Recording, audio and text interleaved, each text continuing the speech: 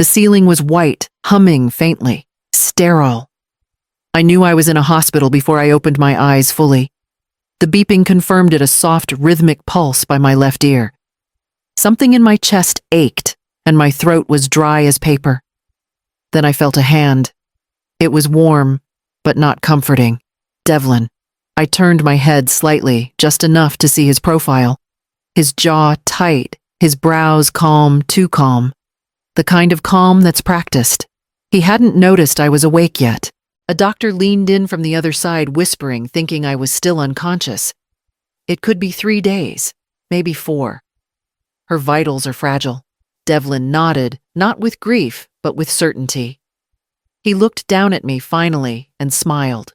Not wide, not soft, just enough. He leaned in and said, almost like a secret, "Finally. Just 3 days left, then everything's mine." I didn't blink. I didn't flinch. I let the oxygen mask fog with each breath, let him think I hadn't heard. He sat with me for a while after that. Told me the garden needed work. Asked if I remembered to pay the insurance. Wondered aloud what would happen to the dog. He was playing the good son now for the nurses, but I'd seen his real face. When he finally stood up, he patted my hand like he was sealing a deal. "Rest, Mom. Don't worry about anything. I've got it all under control now." The door closed behind him. I waited 5 minutes. Just long enough to be sure. Then I moved my hand slowly toward the bedside table. The phone was there. Someone had left it charging for me. I unlocked it with a code only I knew. I typed one word to my attorney. "Now." Then I closed my eyes again, this time to listen. The next morning, I kept my eyes half closed when the door creaked open.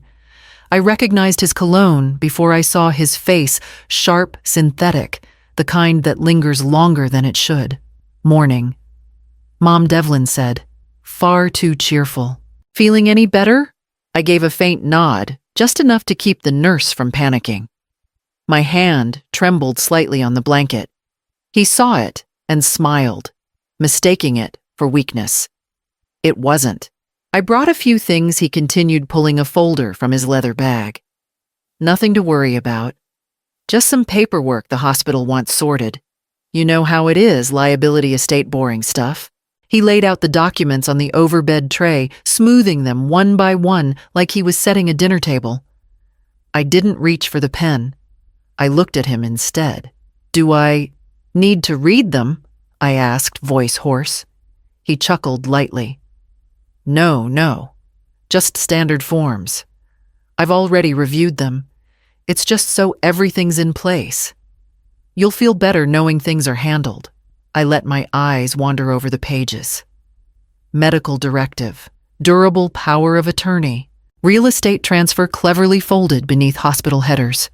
His signature was already there in blue ink. All he needed was mine. I lifted the pen slowly. My fingers brushed the line he'd highlighted. And for a moment, I held still, watching the way he waited. Too eager, too confident. I lowered the pen. "Maybe later," I whispered. "I feel a bit dizzy." He sighed, masking his irritation. "Sure, I'll leave them here okay. No pressure."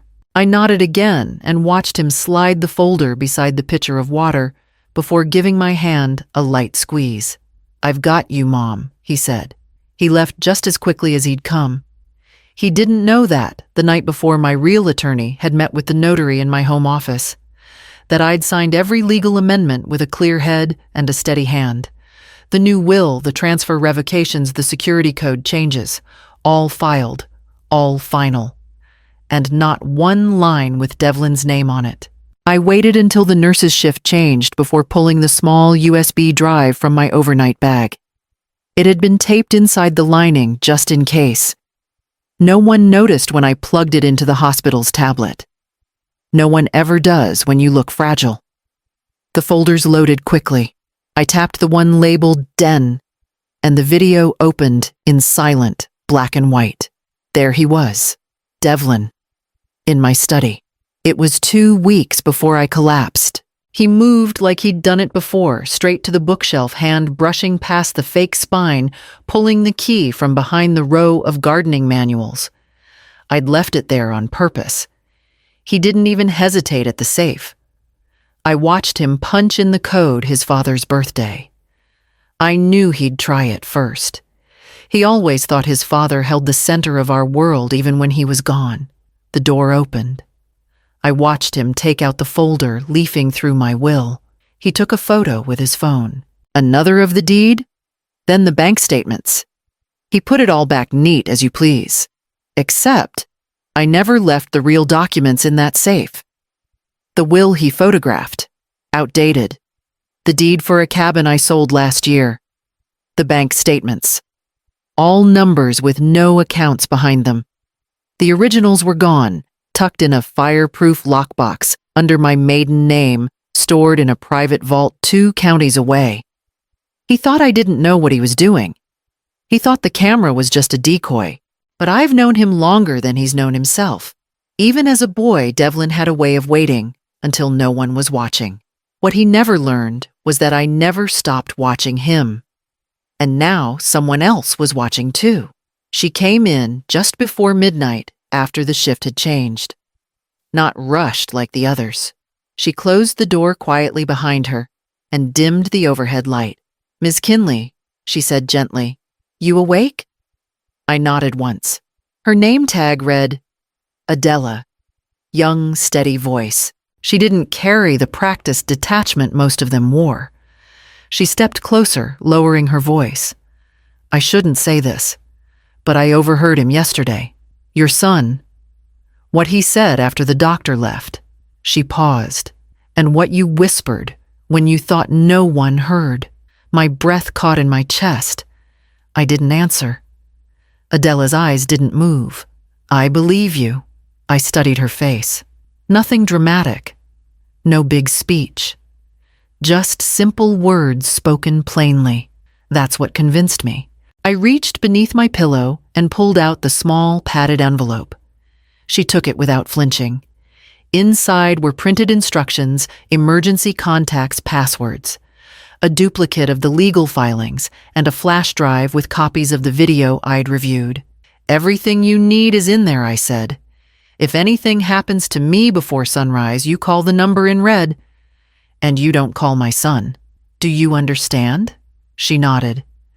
"Yes, ma'am. I mean it. Don't let anyone talk you out of it. Especially not him." "I won't." We sat in silence for a few seconds. The only sound was the monitor beeping slowly beside me. "I know what it's like," she said finally, "to have someone smile at you and lie through their teeth." I didn't ask. I just reached for her hand. She let me hold it. When she left the room, the envelope was tucked into the waistband beneath her scrubs, hidden under her cardigan. The light clicked off, and I lay still in the quiet. Now someone else knew the truth. And she wasn't the only one who'd heard Devlin speak. He came in just after lunch, pressed shirt clean shave and a too-wide smile that never reached his eyes. Behind him trailed a man in a dark gray suit, holding a slim leather folder and a pen already uncapped. "Mom, Devlin," said, his tone rehearsed. "This is Mr. Hargrove. He's helping with the estate stuff we talked about. Just a few things to finalize. Nothing stressful." I didn't move. I looked past them toward the hallway. "Before we start, I said I'd like Mr. Ellery to join us." Devlin blinked. "Who?" "The hospital administrator. He oversees legal visits to patient rooms. It's policy now." I watched his jaw tighten just slightly, but he nodded. "Of course." 5 minutes later, Mr. Ellery walked in, clipboard under one arm, polite but alert. Devlin gestured to the documents. "Just basic confirmations. Medical directive, financial delegation, estate clarification in case of, you know." I reached for the top sheet and adjusted my glasses. Then I began to read slowly. "In the event of terminal decline, all assets, including properties, securities, and liquid funds, shall transfer to—" I paused. "That's not my phrasing." Devlin stepped forward. "It's legalese. They always sound I raised a hand. Continued. You, effective immediately upon confirmation of medical incapacitation as certified by a licensed physician. I looked up. Funny. I haven't been declared incapacitated. Hargrove cleared his throat. It's just preemptive documentation. I flipped to the next page. This one's dated 2 weeks ago. My finger tapped the signature line. I was on a cruise with no cell service then. Devlin's voice sharpened. You're confused, Mom. We talked about this. I set the paper down. Smiled just enough. I'm a retired notary. That was a lie, but no one in the room knew it. These look interesting, I said. Devlin's smile began to dissolve. Not all at once, just slowly enough for me to enjoy it. I turned to Mr. Ellery. I'd like these scanned and added to my medical file. For transparency. He nodded.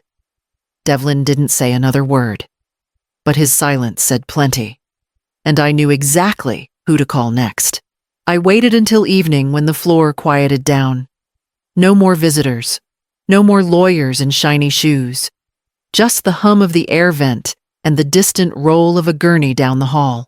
Then I picked up the phone and dialed the number I hadn't used in nearly 4 years. She answered on the second ring.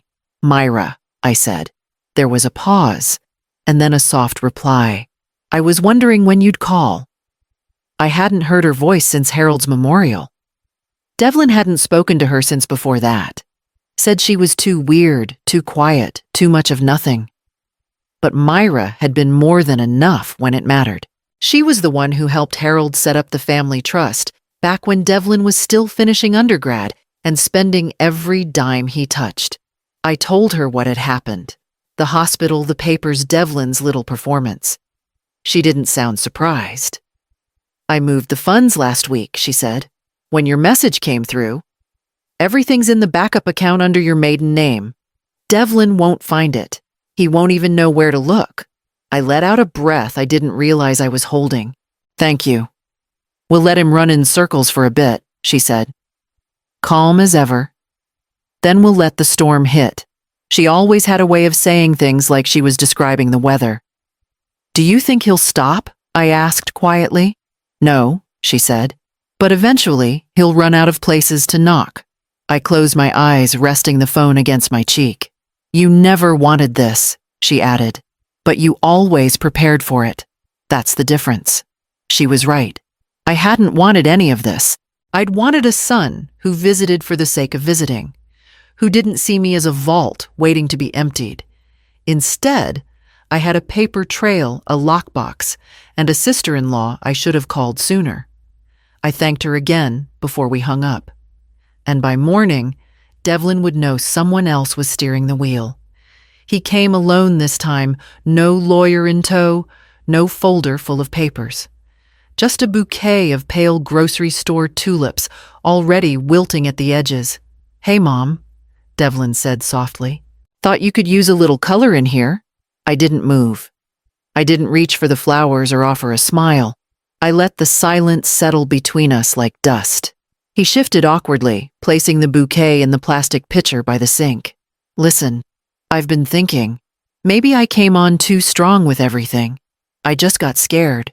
Seeing you in here, I didn't want anything to fall through the cracks. Still, I said nothing. His voice wavered slightly. I mean, you've always been the one with the plans, the lists. I thought maybe you'd want help this time. I looked at the clock. The second hand ticked clean and even.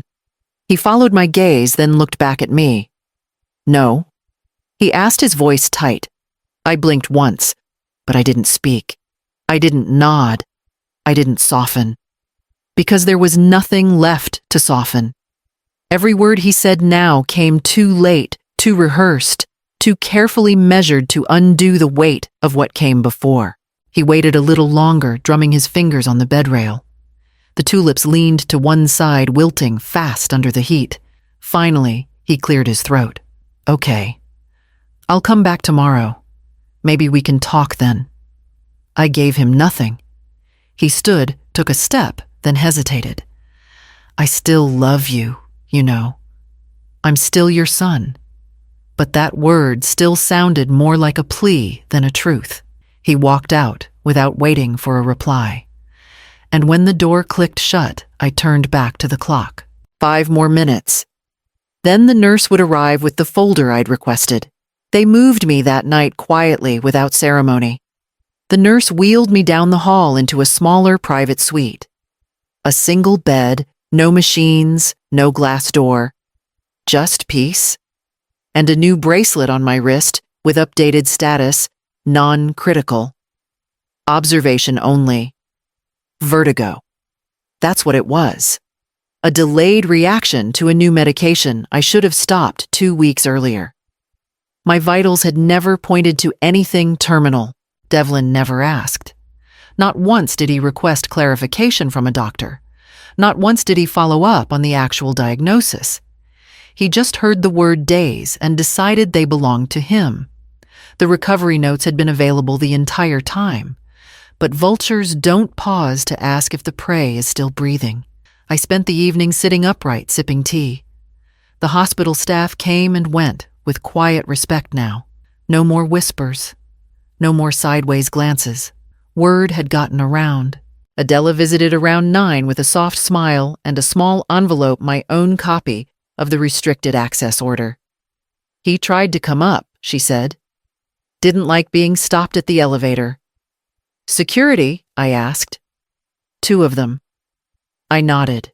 No more unannounced visits, no more folders. No more pretending he was just checking in. Devlin's badge had been flagged, his name added to the file. He could still come through the doors if he wanted, but he wouldn't go far without an escort. I lay back, staring at the ceiling in the quiet. I thought about all the noise he'd made, all the things he said, and how, not once, had he asked how I was feeling. Not how I was doing. Not if I was scared. Not if I was tired. Just paperwork. Just signatures. Just countdowns. Now the clock had stopped ticking. The beeping had faded, and there was nothing left for him to measure. Tomorrow, the legal team would contact him. But tonight, I finally slept. The first call came just after breakfast. Devlin's lawyer rang his number and in his usual clipped tone explained that the estate documents had been amended weeks ago, that he was no longer named as beneficiary, that the trust had been reassigned, that there was nothing to dispute. It was all signed, notarized, and filed. The second call came from the bank. He was informed that all joint accounts had been closed, that any cards issued under his name were now inactive, that a formal revocation of access had been requested and executed by the primary account holder, me. The third call came from the hospital's ethics office. A formal inquiry had been opened. A review of his behavior was underway, attempting to obtain legal control over a lucid patient, presenting suspicious documents, and exerting pressure during a supposed medical crisis. They would be following up with a written statement and scheduled interviews. By mid-afternoon, he finally sent a text. "Why are you doing this?" I didn't answer. I was in the garden with Myra, sipping tea under the shade of the old maple. The air smelled like soil and thyme. Birds flitted near the edge of the walkway, chasing nothing in particular. Myra didn't ask what was on my phone. She didn't need to. Instead, she handed me a small stack of papers, my updated beneficiary list, a checklist of assets, and a handwritten note with a new password I'd asked her to create. Simple, clean, she said, and private. We sat in silence for a while. Not tense, not heavy, just still. The storm had landed, and this time it wasn't at my door. It was circling his. Tomorrow, the house keys would change hands. The documents would be filed. The storm would finish what it came to do. 1 week later, I walked the garden path at my own pace, cane in hand, careful with each step. The wind moved gently through the hedges, and somewhere nearby, a sprinkler clicked on. The rhythm of life had slowed, and it felt like mine again. Adela arrived around noon. She wore jeans and a plain blue shirt, no badge on her chest today. Just a small cloth bag tucked under one arm. I found this in the supply closet, she said, smiling as she handed it to me. Inside was a photo album I'd forgotten. Old prints curled at the edges, some stuck together from years of heat and storage. I sat with her under the awning and flipped through them, me holding Devlin as a baby, one of Harold grilling in the backyard, another of Myra, holding a tray of brownies she'd claimed she burned, but everyone devoured anyway. We didn't talk much. She just stayed, and that was enough. Later that evening, after Adela left, I took out the trust papers. The new ones. The ones written with clean intent, not fear. I turned to the last page where the emergency contact line still had a blank space. It used to have Devlin's name. For years it had. But I picked up the pen and, without hesitating, wrote another Adela Ruiz. She had no idea. I wouldn't tell her. Not now. Maybe not ever. But she looked me in the eye when no one else would. She stayed when it would have been easier to leave. And she listened not out of duty, but out of instinct. Devlin once asked me why I was doing all of this. The truth is, I wasn't doing it to him. I was doing it without him. Because there's a difference between someone who waits for the clock to run out and someone who waits with you, not caring how long it takes.